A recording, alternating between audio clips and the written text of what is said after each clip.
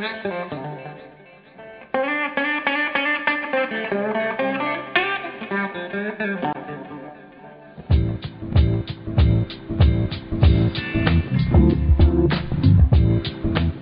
kas jums yra fotografija? Menas ar visgi pragyvenimo šaltinis? Ja, matai, menas labai...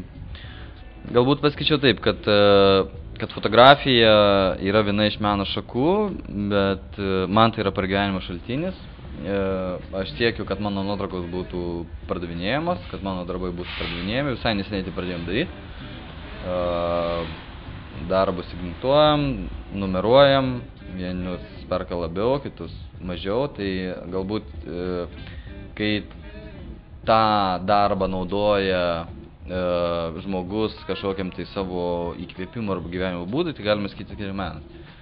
Bet man fotografija yra pragyvenimo šaltinis, aš iš to gyvenu, man labai patinka, man patinka fotografuoti, man patinka bendrauti su žmonėm ir mane tas stumia į priekį. Ar galite papasakoti, kaip atrodo eilinė jūsų darbo diena? Nuo pradžių pasiruošimas, po to kaip vyksta fotosesija?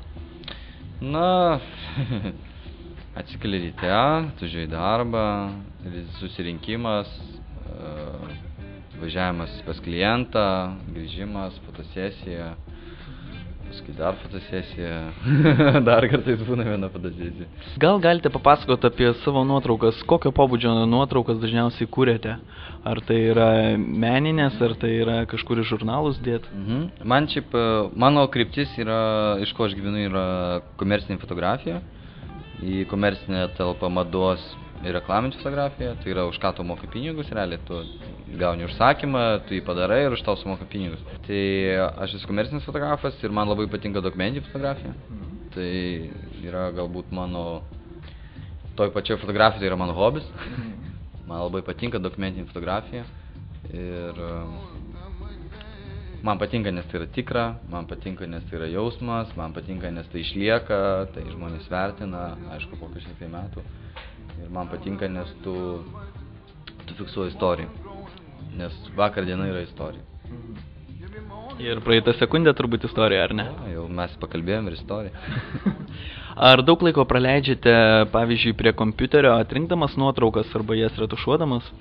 Na, dėl retušavimo turime dabar, jau senokai turime savo retušo skyrių, kuris retušuoja nuotraukas. Būna, aišku, aš pats kartais retušuoju, kai būna užimta. O dėl redagavimo, dėl to atrinkimo nuotraukų, tai kažkaip aš neužsisėdžiu ilgai, nes pakankamai ilgai tą darau.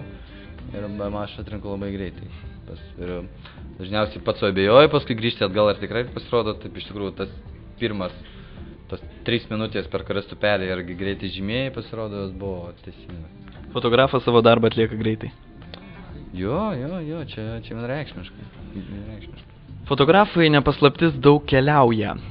Kokius kraštus jums teko matyti ir kokias žvaigždes ar garsenybės fotografuoti? Nu, galbūt aš nesu to profilio fotografas, kuris ten keliautų ir fotografuotų žvaigždės pasaulyje. Prasme, kad iš Lietuvos tai padaryti yra labai sudėtinga, iš tikrųjų, ir niekam dar to nepavyko. Gyvenant Lietuvoje daryti tarptautinius projektus. Mes galbūt keliaujam darydami tos reklaminius projektus, bet ne editorial, mes nefotografuojam žvaigždžių, mes darom užsakymus, paprastus, elementarius, fotografuojam gėrimų skardines, salus, ten mobiliuosius ryšius ir taip toliau. O keliauti tai teko. Nežinau, ar verta vardinti. Rytai, vakarai.